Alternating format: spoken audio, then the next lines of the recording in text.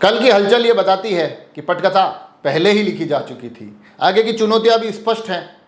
तो साथ ही भारतीय जनता पार्टी इस एक नियुक्ति से क्या मैसेज देना चाहती है, उस पर भी इस एपिसोड में चर्चा करेंगे और साथ ही जानने की कोशिश करेंगे कि यहाँ से आगे की राजनीतिक राहें भाजपा के नए नवेले प्रदेश अध्यक्ष मदन राठौड़ के लिए कैसी रहने वाली है। क्योंकि जो नियुक्ति है, ये जो नाम आगे आया है, उस नाम के आगे आने के पीछे की कहानी भी बड़ी मज़ेदार है। हालांकि उस पर चर्चा कर रहे उससे पहले कल का जो दिन एक गुजरा, जिसमें कि अचानक से भाजपा के प्रदेश अध्यक्ष सीपी जोशी इस्तीफे की पेशकश करते हैं, इस्तीफा स्वीकार हो जाता है और देर रात होते होते नए नाम की घोषणा भी हो जाती है। इससे बड़े स्पष्ट हो जाता है कि हालांकि घटनाक्रम कल एक पूरे दिन का था, मगर पटकथा पहले ही लिखी जा चुकी थी, चीज़ें पहले ही तय हो चुकी थी। और जो चीज़ें तय हुई, जो नया नाम तय हुआ, वो नाम मदन राठौड़ होता है। एक ऐसा नाम जिसको 2023 के विधायकी के चुनाव में सुमेरपुर से टिकट देने से पार्टी मना कर देती है, जो निर्दलीय के रूप में मैदान में उतरते हैं, जिनको केंद्रीय मंत्री मनाने की कोशिश करते हैं। बात नरेंद्र मोदी के एक फ़ोन कॉल से बनती है, उसके बाद वो पार्टी के लिए पुनः सक्रियता के साथ काम करते दिखाई देते हैं। उस वक्त उन्हें कहा गया था कि धैर्य रखिए, भविष्य में आपके लिए कुछ बेहतर रखा हुआ है। कुछ समय बाद उनको राज्यसभा का सांसद मनोनीत किया जाता है। तब लगता है कि शायद जो भविष्य में बेहतर की बात की गई थी, वो यही एक पद था। मगर कल देर रात की एक घोषणा ने बताया कि बेहतर और भी एक बड़ा पद था। प्रदेश अध्यक्ष के रूप में अब उनकी ताजपोशी हो चुकी है। हालांकि ये जो घटनाक्रम हुआ, ये अपने आप में दिलचस्प है, मज़ेदार है, मगर इसके साथ साथ चुनौतियां भी कम नहीं है। हालांकि केंद्र और प्रदेश दोनों ही जगह भाजपा की सरकार है।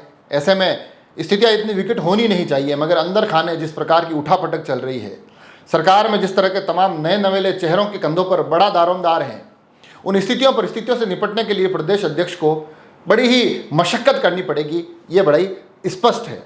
क्योंकि जिस प्रकार से तमाम बड़े चेहरे लोकसभा चुनाव का दौर देखा जाए, तो उसमें बड़े बुझे बुझे से दिखे, बड़े अनमने से नजर आए, जिनको जहां अपने व्यक्तिगत राजनीतिक राहों के हिसाब से काम करना था, उन्होंने उसी तरह से किया। संगठित स्वरूप में बड़े नेता कभी एक दूसरे के साथ सामने आए ही नहीं, और उसका परिणाम नतीजों के रूप में भुगतना पड़ा। 11 सीटें भारतीय जनता पार्टी को गंवानी पड़ी।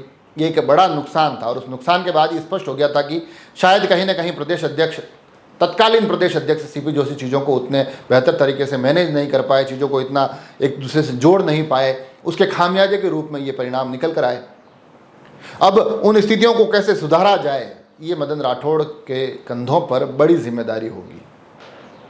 और उसके साथ साथ बहुत जल्द इस प्रदेश में 5 उपचुनाव होने वाले हैं। 5 ऐसी सीटें जिसमें से भारतीय जनता पार्टी के हिस्से विधानसभा के दौर में भी नहीं, एक भी सीट नहीं आई थी। तो क्या भाजपा यहाँ से कुछ सीटें हथियाती हुई दिखाई देगी? क्या कुछ सीटों को अपने पाले में लाने में सफल होगी? ये सबसे पहली अग्नि परीक्षा मदन राठौड़ की होने वाली है। हालांकि अपनी टीम कैसे बनाते हैं, यह भी देखने वाली होगी बात। जिलों में किस प्रकार के चेहरे चुने जाते हैं, इन पर भी नज़र रहेगी। तो कुल मिलाकर चुनौतियाँ कम नहीं है। सरकार चाहे केंद्र और प्रदेश दोनों में ही भाजपा की है, मगर समीकरणों को अगर साधने की बात होगी तो इतना आसान मदन राठौड़ के लिए रहने वाला है नहीं। तो यहाँ से अब वो प्रदेश अध्यक्ष के तौर पर कैसा काम करते हैं। हालांकि संगठन का उनको पुराना अनुभव है, संगठन के पुराने सिपाही हैं, सुमेरपुर से विधायक रह चुके हैं पहले। तो ऐसे में उन्हें सत्ता के भीतर और संगठन के भीतर तमाम परिस्थितियाँ वो बहुत बेहतर तरीके से जानते हैं, वहाँ का अनुभव है। अब वो अनुभव कितना काम आता है, उस अनुभव के परिणाम क्या आते हैं, क्योंकि सारी चीज़ें आखिर में परिणामों पर टिकती दिखाई देती है।